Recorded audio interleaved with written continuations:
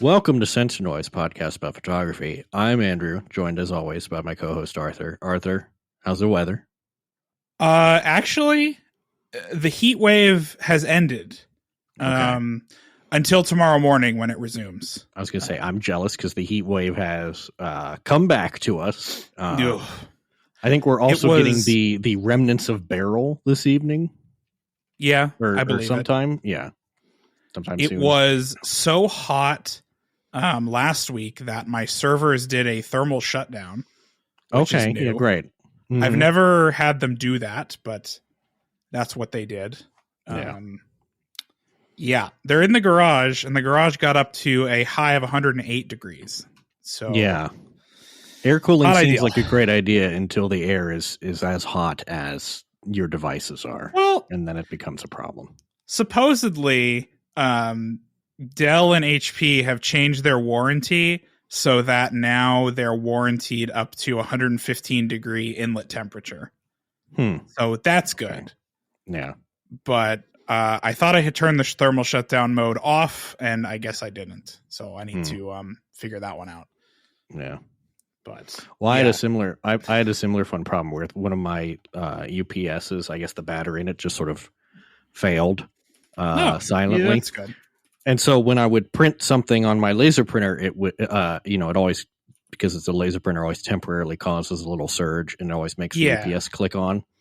The UPS would click over and then just shut off immediately and then not come back on. Yeah. So, also this is a UPS that uses a very tiny little 12-volt battery that is apparently no longer manufactured. So, I just bought a whole new UPS. Yeah. I guess that's how they get you. Yeah. That is how they get you, unfortunately. Yeah. Kind of remarkable to me that UPSs have not changed like significantly in like 30 years. Yeah. Feel like they're ripe for disruption there. Let's get some lithium batteries in there, Yeah. Let's get some very few of them even have like USB connectivity to connect to your computer. Like that should be pretty standard at this point. Like, I mean, you can get lithium ones. They're just really expensive. For thousands of dollars, yes. Yeah. They're way more expensive than the traditional ones. Yeah. For no good reason. Yeah, no, there's no good reason. The best UPS is one of those big like EcoFlow batteries. Mm-hmm. They're way cheaper than the Enterprise, quote unquote, Enterprise. Probably actually true. Yeah. Yeah. Anyway. News time. We got news. First one, we're so back. Worldwide digital camera market hits a 3-year high. Woo. It can only go up from here, I assume. I mean, probably, yeah. Given the amount of hype that there's been around new cameras, the stock availability that everyone's been having as new cameras come out, completely makes sense. Yeah.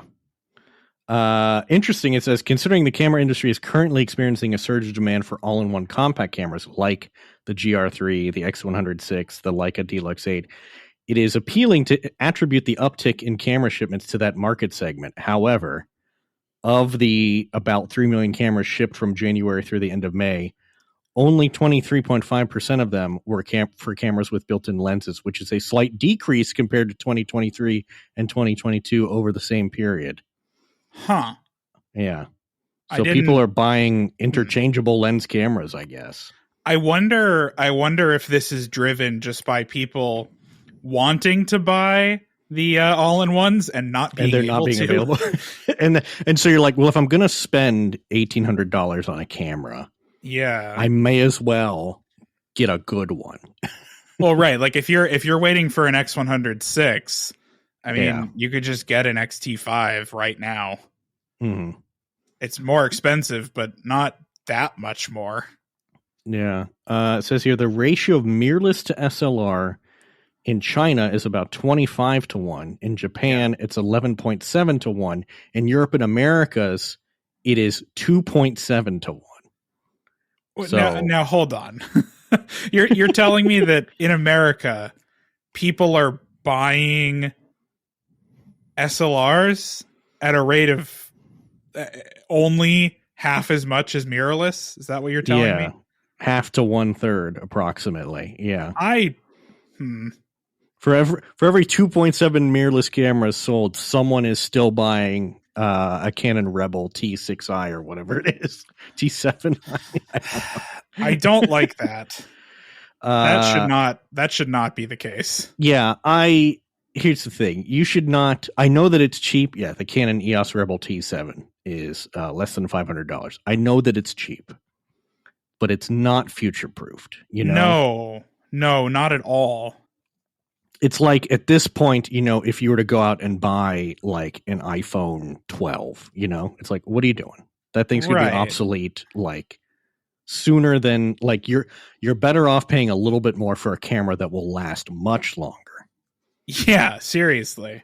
So I don't know about that one. That's a weird one. Yeah. I mean, at the same time, DSLRs still perfectly serviceable. But yeah, they're definitely on their way out, I would say. Nobody's making new DSLR lenses. Yeah. At the very least. Right. Strange. Or cameras for that matter. Well, except for Pentax, but they're the weird ones. They are. Speaking of new cameras, what is this thing? French camera startup Pixie. I don't know why I keep getting this crap. I keep getting cameras like weird cameras, kitschy cameras advertised to me on TikTok. Bespoke cameras. So this is one that I found. This is the Pixie Max, which is some sort of rangefinder that uses Leica lenses, I guess. And indeed is clearly meant to evoke a sort of Leica aesthetic. Yeah, I feel like with its it uses the Leica. It's all M mount. Yeah. They note that it's a 64-bit platform, so that's important. Yeah. I don't understand this at all. I don't really understand what the point of it is. 4,000 euros for this thing. Yeah. 4,000 euros for a 24 megapixel full frame camera. Full frame rangefinder. Full frame finder. That's what we should call it. Yeah. This is a weird one. Yeah, I don't really know like who this is for. Yeah, there's a lot of these. There's a lot of these like bespoke, I feel like, cameras that it's just like who is it for? I don't know. But in this case, I'm not even sure who they're intending to compete with, because they're not competing with Leica. Like nobody's buying this over a Leica. Good comment here. This is, I'm all for more competition in the full frame market, but $4,000 for a camera without a screen that possibly doesn't even have an SD card slot. Yeah, they haven't really released the tech specs, but it sure looks like you like have to pair it with a phone or something. Yeah. I don't really know. The interesting thing that like its party trick, I guess, is that it can disable the Bayer filter. Okay. To do monochrome. Fully. Okay.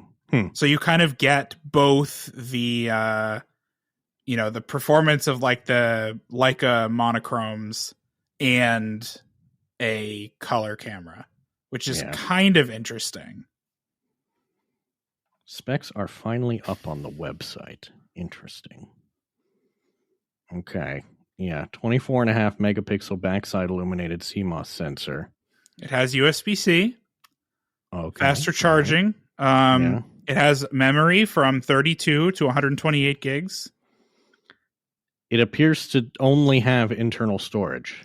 Yes, and not that much of it. Yeah. So, okay. Yeah.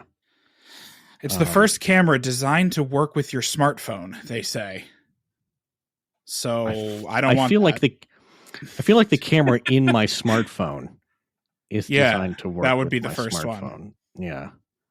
So the other party trick that they are advertising, which if they survive long enough to actually do this, would be fairly interesting, is that the sensor and the like logic board are swappable. Okay, so it's theoretically like upgradable. Exactly. If they release a new sensor, you can upgrade the sensor in your camera to the new one. That's what they claim. That would require them to live long enough to do that. Yeah. Well, I think who these cameras are for is for the fancy camera YouTubers we've talked about in the past. You know, they're going to buy one of these, make a video about it, and then never mention it again. Yeah. Do you think the fancy YouTubers would even buy this, though? I don't know. They might just have it sent to them, but yeah, I don't know. Well, if you're spending $4,000, you might as well spend $6,000 on a used Leica. Yeah. Right. I don't know. This fills an interesting spot in the market that I'm not sure there is a market for. Right. Well, I just want to throw it out there that I am, of course, ready and waiting to accept a Hasselblad X2D. Of course, 100C review unit. Listen, Hasselblad. Lomography has recognized us as legitimate podcast producers here. So, guys, you can do so too. Right. Send us an email. Yeah. Speaking of Lomography, they have a new film. They do. And of course, we'd love to cover all new films. This is a variation of the Lomochrome Color 92 called Color 92 Sun-Kissed. Yep.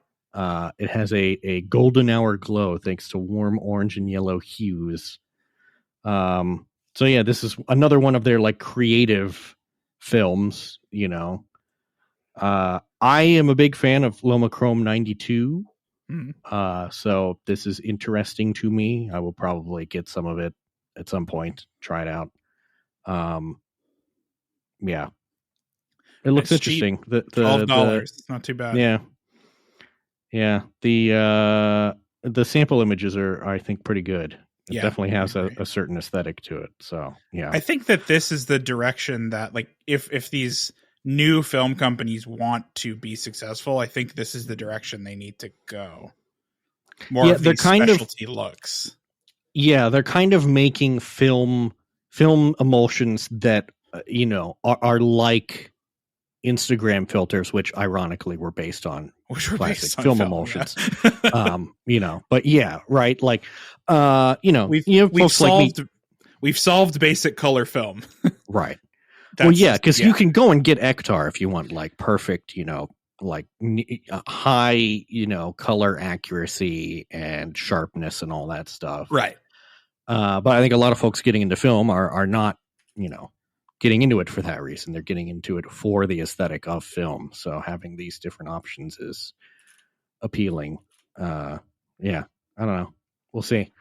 Especially if they can keep, because they didn't come out with Lomochrome 92 that long ago. It was literally last year. So if they can keep iterating on like pre-existing emulsions, that'll be good. And I think this is good too, because I think, if I recall correctly, when Lomochrome 92 came out, it was initially only available in 35 millimeter, and then a couple months later it came out in 120 and 110. And this is available in all of their formats immediately. Right away, which is good. Begins shipping on July 10th. So my only complaint about Lomography is that the 35 millimeter film cassettes they use are terrible and have jammed up my cameras before. Lomography, I really need you to use better film cassettes for 35 millimeter, because I've had cameras that have just like crunched up the film or like failed to auto advance because it's like too hard to pull out of the cassette. Basically, I don't know what's going on there. That's annoying. Yeah, 120 perfectly fine. The solution, as always, is to just shoot medium format. It's weird that the 35 would be like 35 millimeter film is a solved problem. You would think, yeah, but the thing is, for these films, they typically use plastic cassettes, which are irregular. Yeah, most like Kodak and Ilford use metal cassettes, and something about how they're put together, or whatever, they seem to really hold on to the film tightly in such a way that makes it difficult for an auto advance camera to advance it, or even a manual advance camera to advance it without ripping the sprocket holes. So we don't love it. No. Yeah. Other film news. Ricoh other film news is considering increasing the Pentax 17 production, which good. Yeah. Fuji, are you listening? Did you know you can make more of a thing? Yeah. Did you know when demand is hot, you can simply increase production? Yeah. Oh man. It's sort of amusing to me that this is news. I mean, I guess it's news like, yeah, the demand is good, but also the news of like, we are increasing production to meet demand is like, yeah, that's typically how it works, but not in the camera market for whatever reason. In the camera market, you just go, well, you're just gonna have to wait. They've stopped taking orders from their website because they can't commit to a delivery date. So they're just saying like, we're not going to sell them until we can actually tell you when you'll be able to get it. Interesting. Which I think makes some sense. Meanwhile, Fuji. I mean, we have friends who've been waiting how long for an X106 Pro order now? Since they came out. Like, yeah. Yeah. Yeah. So we're at like what is Fuji's yield like of cameras per day? Like 1 to 2? Like how? I don't know. I mean, look, I know it's complicated to assemble a digital camera. I'm not arguing that it's not. But they seem to have unique issues in keeping up with demand. And also like building consumer electronics in volume is a solved problem, frankly. Yeah. We know how to do it. If Apple can spin up a new iPhone line every single year, you know. Well, especially like, in Japan with camera manufacturers, they've had how long to figure that out? Right. Yeah. I don't know. It's strange. I wonder if they're just prioritizing not shipping to the US. Like, are they all going to Japan? Maybe they are. Yeah. I don't know. It's hard to say. Maybe they're just all currently in like a single shipping container that's stuck on a boat somewhere. It's stuck in the Suez. Well, it'll get here eventually. Right. That's possible too. Who knows? Yeah. The Z6 III, it has been revealed, has slightly worse peak dynamic range than its predecessor. But then if you look at the dynamic range charts, it's pretty much in line with the Z8. And so it's fine. Yep. It doesn't matter. The Z6 II's peak dynamic range was 11.26 stops of exposure, where the Z6 III tops out at 10.46. Great. So yeah. This happens every time one of these new cameras comes out. Yeah. Especially with the higher pixel count sensors. The dynamic range tends to be worse because the pixels are smaller. Right. This is how it works. And every time it's a big news story like, oh, this camera, it's bad because the dynamic range is worse. It's like, yeah, in this case, the dynamic range of the Z6 III is only worse than the Z6 II from all up to ISO 800, and then after that, it's the pretty much the same. So so who cares? I don't know. Like, what does it matter? Probably this is due to the partially stacked sensor. Yeah, again, it's a different sensor. It has different characteristics. Yeah, they've decided to make the trade-off of less than one stop of dynamic range for all of the benefits of the the new sensor. Like, seems like a reasonable trade-off to me. Yeah, that will affect nobody who actually uses it. Mm-hmm. I guess maybe if you're shooting HDR video, then maybe it could make a difference in certain situations. Right. Yeah. But mostly I think it doesn't. Yeah. A lot of curious comments on this post. One way or the other. I don't know. Whatever. I gotta be honest, I'm not that big of a camera nerd that I'm worried about the dynamic range. Yeah, you use film. I mean, what do you... Well, that too. Yeah. Sometimes shooting with film that has a dynamic range of 3 stops maybe. Yeah, right. You can count your dynamic range on one hand. Yeah, my concern primarily is, does it take a picture that looks nice, Right. or can I get it to do that? So yeah. I think the next time they announce a camera, they shouldn't give any numbers. Just here it is. Here it is. Yeah. This is what it can do. Like, here's what you can do with it. Right. There's no numbers. You don't need the numbers. Stop looking at them.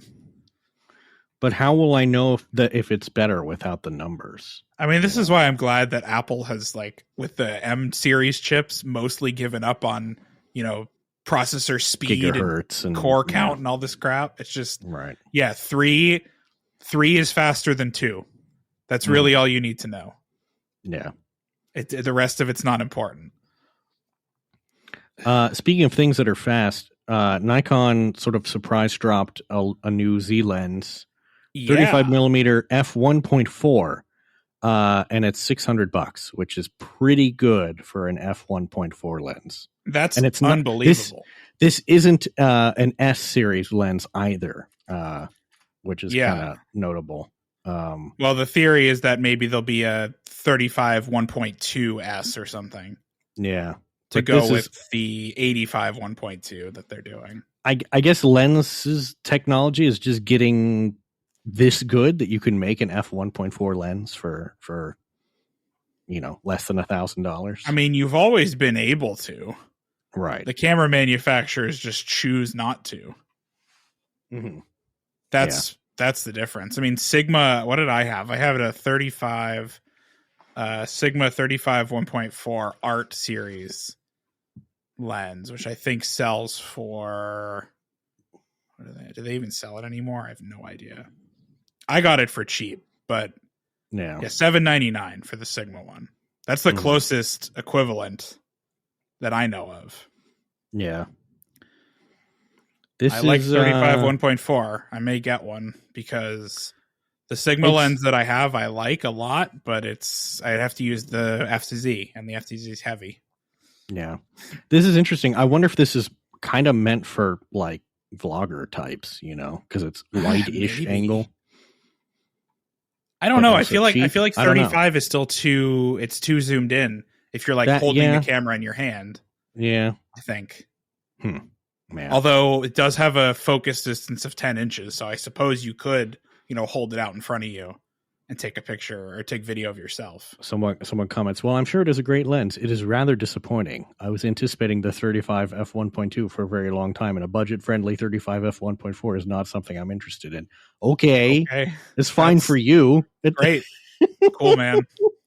I don't think it's disappointing in general. It's actually pretty impressive, but sure. Yeah. I don't really know what the problem is. Nikon needs to come out with the particular lens that I want. Yeah, they need to make the one that I'm asking for. They need to come out with an 8 millimeter, f.95 fisheye, or I won't be happy. Apparently, Nikon Richie on YouTube has confirmed that the big 35 millimeter S is still coming. So there is there will be a third Nikon 35. Well, because they had a lens roadmap. Yeah. But I guess they are no longer updating their lens roadmap.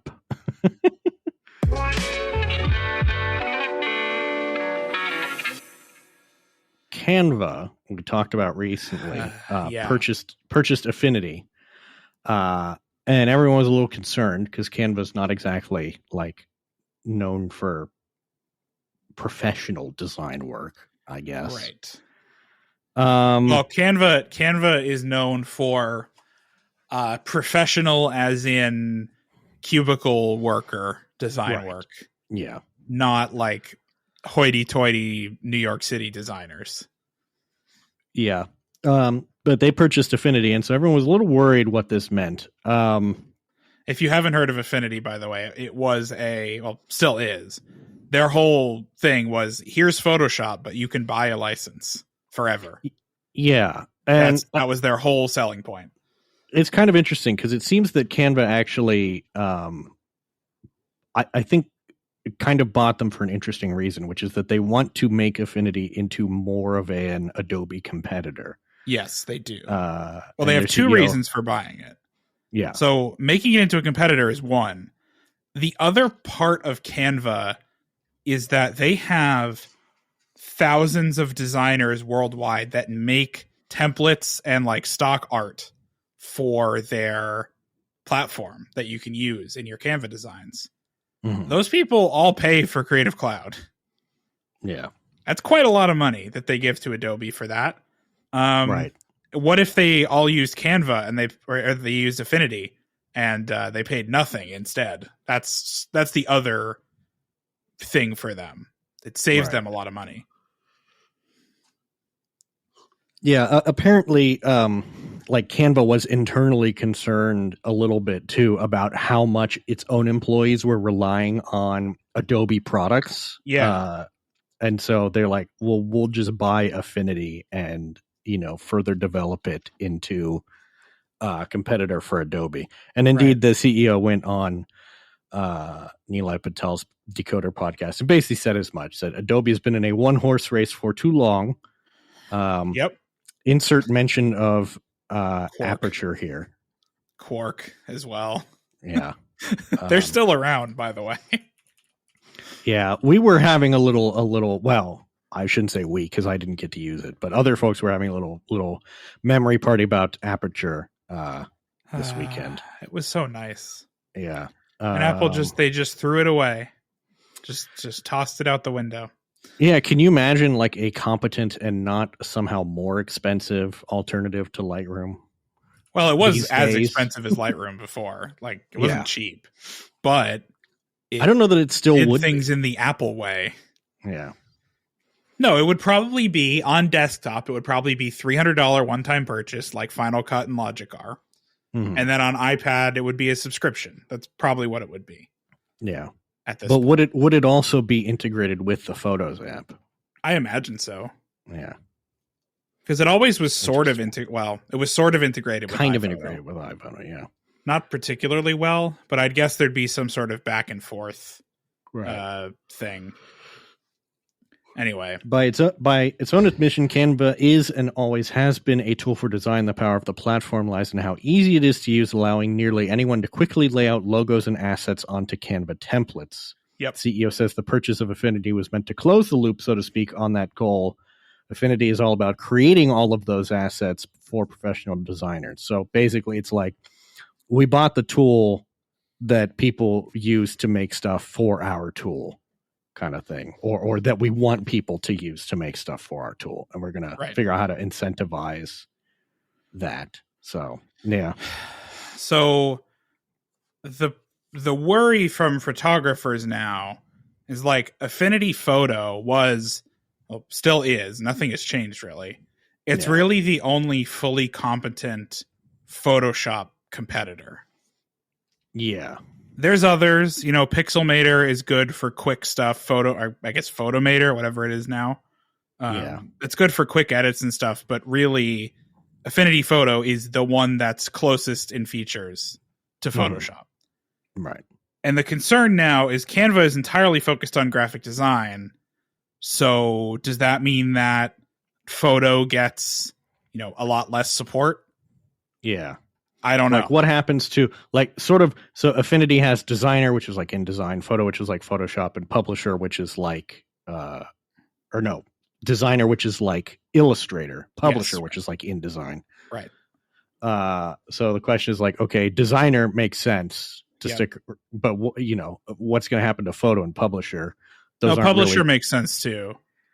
Illustrator, like in the Adobe suite, you use Illustrator to make individual icons, and you use InDesign to do the layout.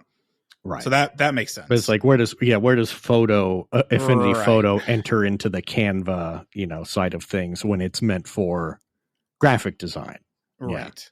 Yeah. And which is the other piece of it is like, if Affinity wants to do what they say, which is like, we want to make a bona fide competitor to Creative Suite, which is what they want. They have to also handle they have to handle the photography stuff. Yeah. They have to do that side. And I don't know if they are going to. Well, and that's the thing is like they have a Photoshop competitor. They don't have a Lightroom competitor. No, they don't. They don't have Now, anything that handles raw files. they probably could purchase On One. Yeah. Probably. I don't know how much that would cost, but I'm guessing they could if they wanted to. And have like their raw management. Right. Then you'd have a full suite. But it's going to take, if they do that or even build their own, takes a whole bunch of work to try to get that integrated together so that it actually works as well as the Adobe products do. Yeah. I'm curious. Also, did I ever try On One Photo Raw? I don't know that I did. I'm kind of sort of curious. On One is fine. Yeah. Well, I paid for their AI stuff, like their denoiser and whatnot last year, but now all of that's built into Lightroom, so I don't need them anymore. And the Lightroom one does it better also. Yeah. It's interesting. I don't know if they're gonna, it seems like if they do want to actually, deliver on this goal of being a Creative Suite competitor, that's gonna take a while. It's gonna take a while. It's gonna take a lot of work. Yeah. And I hope they are committed to it. Yeah. But I don't know if they are. Yeah. Yeah, I don't know. It'll be interesting. Yeah. Because really the only like competitor that I really see people use to Lightroom is Capture One. Yeah, Capture One. Which is when I said On One earlier, I meant Capture One. Oh wow, there you go. They could just purchase Capture One straight up. They could probably buy them. Yeah. Yeah. Which that would be an interesting pairing. Yeah. So. It would make them maybe less obnoxious of a company to work with. Man, if you think Apple's opinionated, try Capture One. Yeah. If you don't want to do something their way, they are not interested in helping you. Yep. But speaking of, you can try Affinity Photo free for 6 months. Yes, you can. Even if you've done it before. No strings attached, which I assume means no credit card number necessary. No credit card necessary. Yeah. That's what they said. And if you've had a trial before, you can have another one, 6 months, starting whenever you activate it. That's pretty cool. There you go. That will get people to convert, I'm sure. Yeah. Well, in 6 months is, a lot of these trials being like 30 days. 6 months is long enough that you could actually do a project.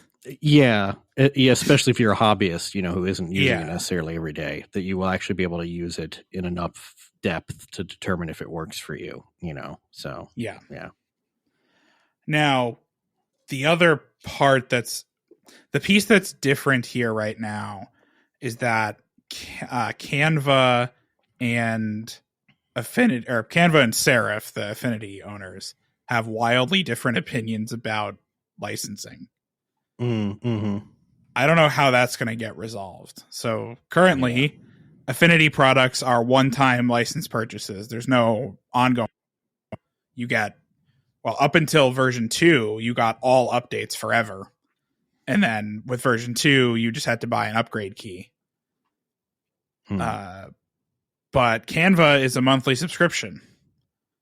So one of the main value points that people have for Affinity is that you pay once. Are they going to keep that around? I hope so, but it doesn't really work with the rest of Canva's business model. So I don't know. Yeah. Who knows? Yeah. Speaking of photoshopping things, did you see this? The bride whose wedding photos were sepia toned, to say the least. Were they all like that?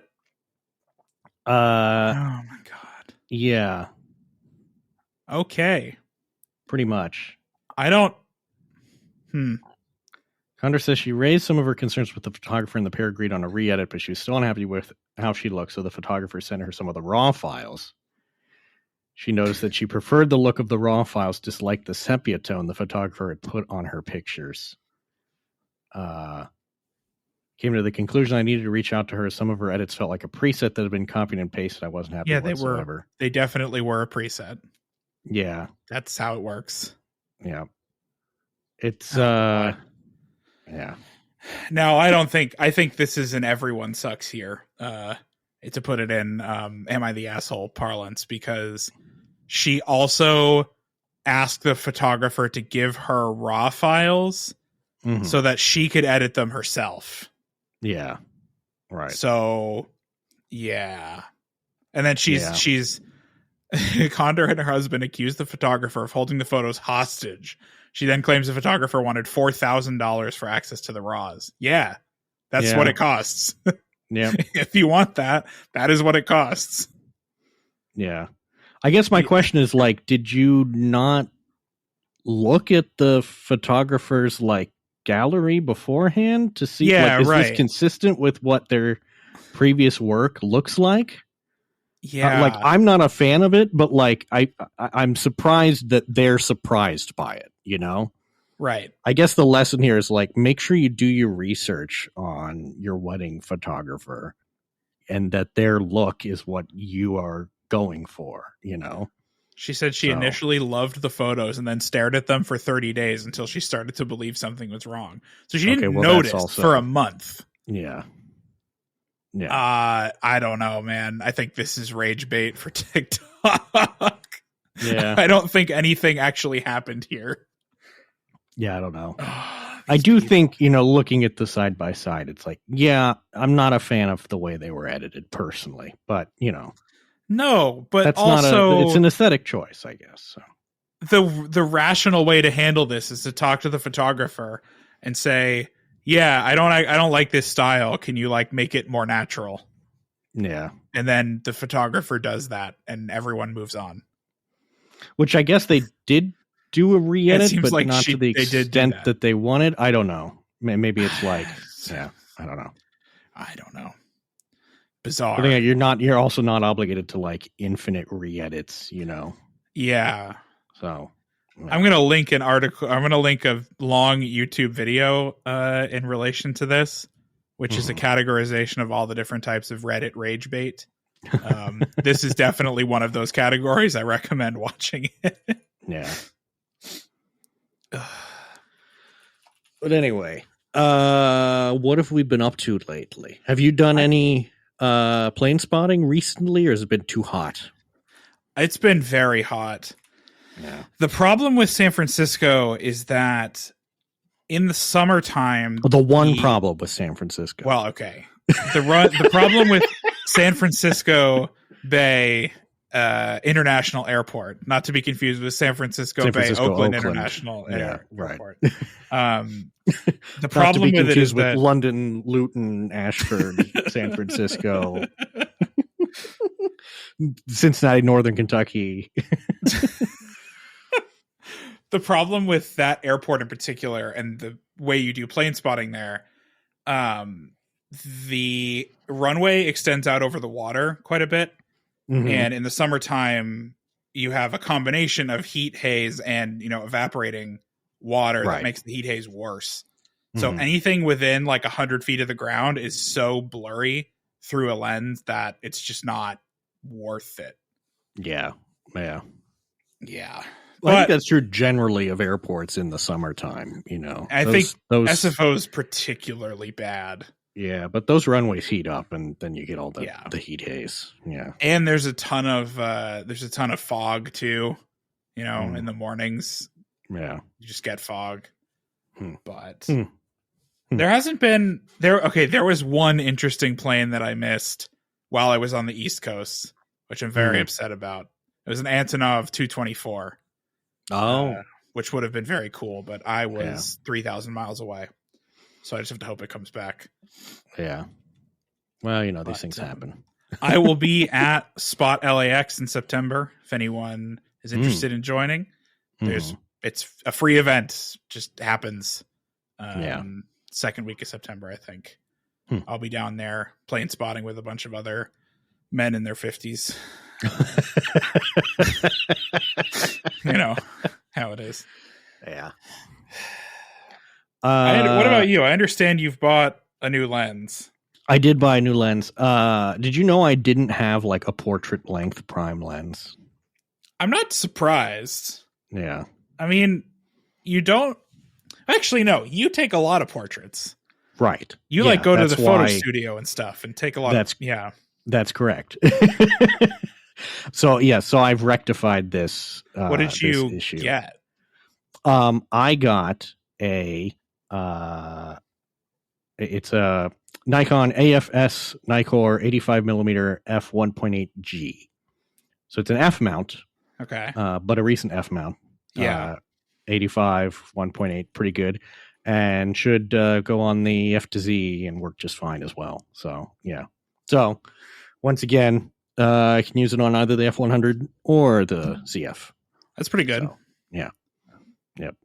It turns out that has been like maybe the smartest decision that I've made is to get a Nikon Z mirrorless because I can just use the lenses both. Back and forth. Yeah. I don't have an 85 millimeter. I keep thinking about getting one, but I do have a 70-200 2.8, which does that pretty well. I know you've been thinking. You and I think, have both been thinking about the Plena as well. Oh, of course, yeah. Which is what is that? Is that 135? It's 1.8, 135, 1.8. Yeah. Something in that range, 85 to 135. You know. Yeah. But see, I could also get the 85 1.2. You could do that, yeah. Mm-hmm. Which I can't tell if that's better than the Plena or not. I don't know. Well, they're similar in cost. On aperture, it is, but but optically, I don't know. Better? I don't know. Good question. Nikon has only given names to 2 lenses, so that would lead me to believe that they believe it's better. It's the better lens because it's got a name. I mean, kind of. Right. At least they perceive it to be better. So maybe it is. So I've found a thread on DP Reviews forums here entitled "Plena is not hype." Plena is not hype. Okay. I believe it. Whether you need something like the Plena, Nikon gave it a name because it distinguishes itself via a design approach that strikes the highest level of optical excellence. Mm-hmm. I have zero doubt that the Plena outperforms my Sigma 135mm Art, which is a lens that outperforms my 135 DC and Zeiss 135. Yeah. Interesting. But see, I don't take a lot of portraits, so what do I need it for? You know? Getting into taking portraits, obviously. Oh, I don't know. My dog. Honestly, maybe. Yeah. No, his nose is too long. I can't take pictures. If I take pictures of him that focus on his eyes, then his nose is out of focus. But that's kind of endearing. With him, it's very out of focus because he has a very long nose. Yeah. See, my dog's nose is not that long, so it's out of focus, but only a little bit. Yeah. Yeah. I want one. But yeah. I want one. So I ordered the lens, got that coming. I did another studio session last month, and finally, this is the problem with digital, because I got used to film, and digital, it's like, oh wow, I can just hold this button down and take lots of photos. And then I had 800 photos to edit. Yeah. And I ended up having to use an AI tool to cull them because I was going through them manually, and it's like, oh, okay, I got through all of them. Let's see how many I culled. And I had culled like 150 out of the 800. And I'm like, this is still too many photos. Like, someone else needs to make this decision for me because I am, too bad, I guess, at going through the photos and going, well, this looks good. This looks good. This looks good. This looks good, and not like, someone needs to just come in here and say like, yeah, these are good, but we need to cut back, basically. Okay. So I want to ask about that. Last year I had used an AI culling tool, and I found that it did not do a particularly good job. Mm-hmm. Which one did you use? I don't remember which one I ended up using. I tried a bunch. What was it called? It wasn't Imagen. Was it Filter Pixel? Maybe. Maybe. Aftershoot? Uh, Aftershoot was no. the one that I used. Was not And Aftershoot. It was not Filter Pixel. my main problem with Aftershoot is that none of them integrate with Lightroom particularly well. Yeah. So like with Aftershoot, you have like it can do it sort of. Right. What it does is it writes XMP metadata to your like next to your photos. Mm-hmm. The problem with that is that if you want that to work, you have to go and turn on XMP sidecar files for your entire Lightroom library. Yeah. Which makes everything slower. So I'd rather not do that. Maybe it was Filter Pixel. I honestly don't remember. I tried a bunch of them. I forget which one I landed on. That I was like, cut it. Oh, was it? Filter Pixel is the only one that I can find that has a Lightroom plugin. I think nice. it was Filter Pixel. Yeah. They also offer a lifetime deal. Yeah. $599 for lifetime, which not that bad considering their top tier plan is $40 a month. Mm-hmm. So that's not too bad. There were some. There was one that I used. I think it was Narrative that it didn't. Like its calling wasn't like actually calling. It was more of like a recommendation, like whether it was a good photo or not. And it's like, no, I need you to just like deselect those, Right. Like the whole point is I am not going to sort through 800 photos myself. Yeah, I don't have the time for that. So, yeah.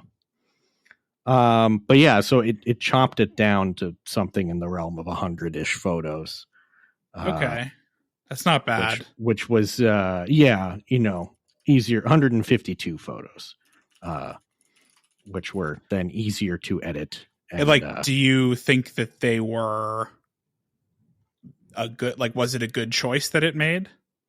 I think so. Yes. I really need to figure out which one I used because the one that I used was able to discern scenes, and so it would say, okay, it would say so it could, even if the poses weren't exactly the same, if the background was generally the same, that kind of thing, So like number of pictures of Taylor, the model, holding flowers, and so it was able to say like, okay, these are all sort of the same scene.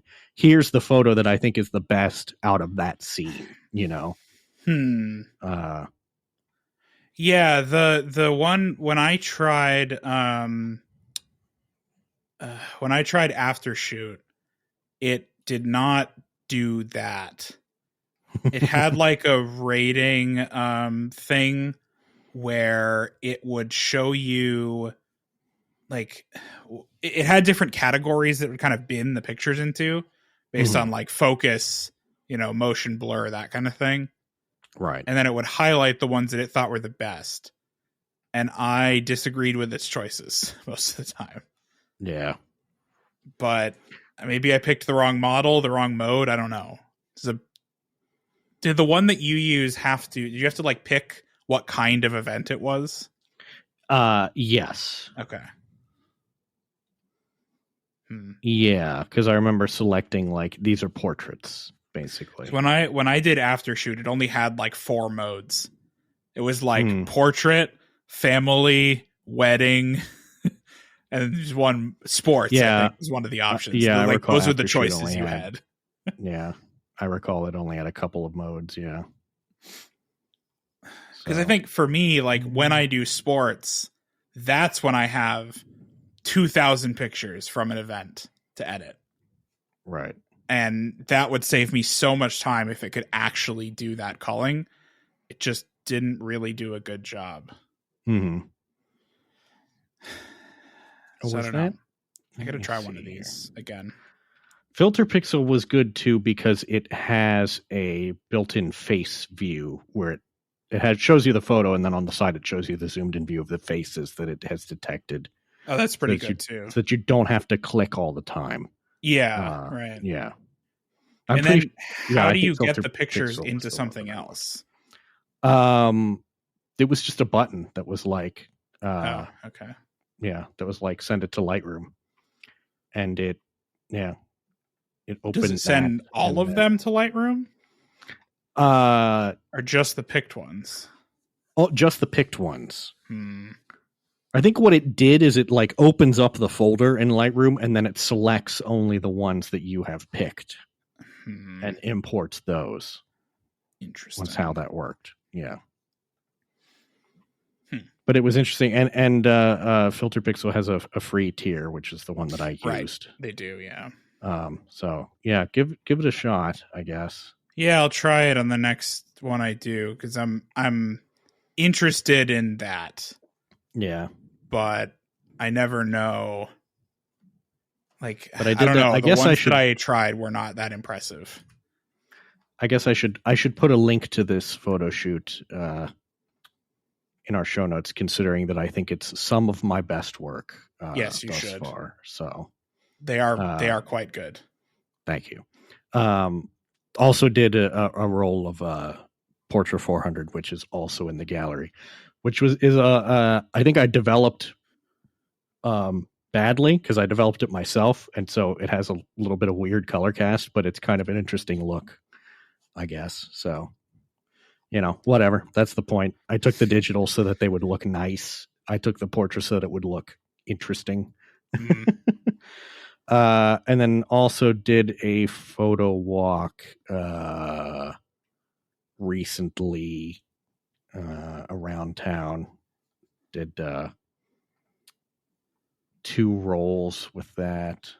Superior 400 and Ektar. Very nice. Yeah. That was pretty good. That was a hot day, but yeah. And then I have yet more things planned for later this month. So, yeah. You are very prolific. Well, the thing is I'm less prolific than I was at this time last year, and I'm sort of getting used to that. Well, aren't you also like 100% more employed than you were at this time last year? No, I was employed at this time last year. It wasn't until October. I couldn't remember if that was now or in the fall, but yeah, last year I was, I don't know, just had that like new hobby sort of excitement, and I was going out like every weekend kind of thing. Yeah, and now I feel like I have like a healthy relationship where it's like I don't have to go out every weekend to enjoy it. I don't need to be taking, doing a whole photo shoot every weekend. Now that's a controversial take right there. Is it? You telling me I don't have to do my hobby every single day? I am saying that. Is that what I'm hearing? That's what you're hearing. That's correct. Yes. I don't know about that one. Yeah. Bringing back the camera history moment for a fun one. The Nikon F501 sold in North America as the N2020 for some reason. F501. Oh.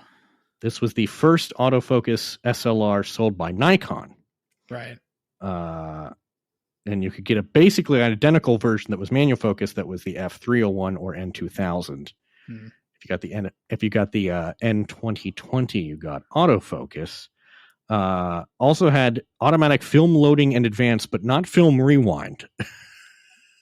So it auto advanced, but there was still a regular old rewind lever that you had to use. I guess the diode on that motor only goes one way.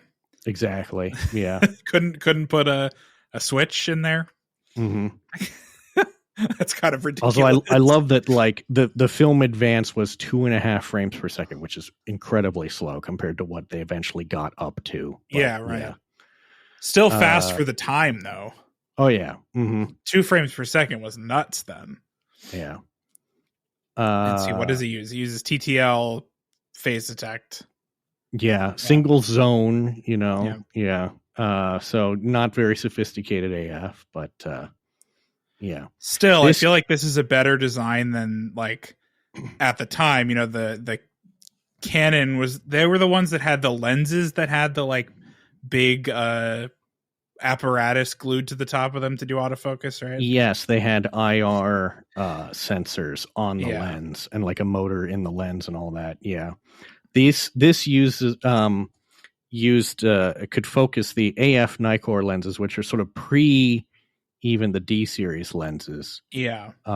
Focus motor was in the lens. These weren't screw type? These were not screw type, weirdly. They then went to the screw type. Yeah, what that's but these ones weren't. Yeah. And then you've got that's a weird choice. Yeah. You've got auto exposure, high speed auto exposure, and dual auto exposure, which switches between the two depending on which lens you're using. Oh, interesting. Okay. Yeah. But yeah, I don't hate it. Basically, it supported everything except G-type lenses. Sure. So it could autofocus the D lenses, but not anything past that. So, yeah.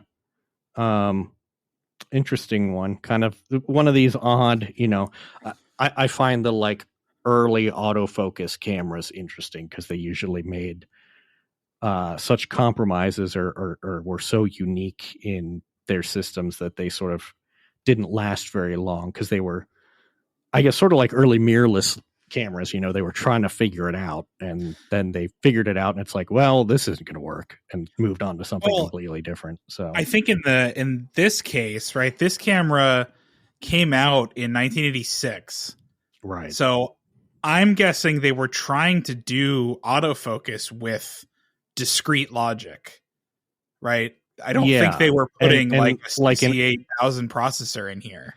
Right. And like an early CCD. Yeah. Right. They were working with it's almost mechanical autofocus. Like, right. It's not doing computation to figure out its focus point. Right. Interesting. Yep. This is a predecessor to the one that I have, the 8008S. Mm-hmm. Very close to it, actually. Yeah. It's interesting, I guess, when people talk about how fast or slow autofocus is on mirrorless cameras. It's like, here, use one of these. Try this. Yeah, it's like, here, try this. It'll focus in a couple seconds, maybe. Yeah. It is also kind of amazing how little these cameras have changed since then. Right. Like by the 80s, the sort of aesthetic of what a professional camera looked like pretty much pretty well established. Yeah. And they all still kind of look like that. Yeah. Like the only thing that's really changed is like the grips have gotten bigger and the viewfinder prisms have maybe shrunk a little bit because they don't have actual prisms in them anymore. Right. But other than that, like you got a big grip on the right side. The lens is, mostly in the middle, kind of off center, Then, yep. Yeah. Dials. And the lenses still pretty much look the same. Yep. I guess we haven't, what we haven't improved is the way to mount the strap. You still have those stupid tiny rings on there. Yeah. The same ones that we have today that are awful. Camera makers, fix this. Yeah. Make a more robust way to add a strap to the camera, please. Well, but it ain't broke, So. No, but it is broke. Are you Look, sure? the loops are not big enough to fit a Peak Design anchor through, and they should be. But you can't jam one in there. Yeah. Yeah. Well, I think that's all for this week. Thank you for Indeed listening. It is. Thank you for listening. We're on Instagram as per usual, sensornoise.com, all the other places. Yeah. And if you're a Hasselblad rep, reach out. Get in Send touch. us some stuff.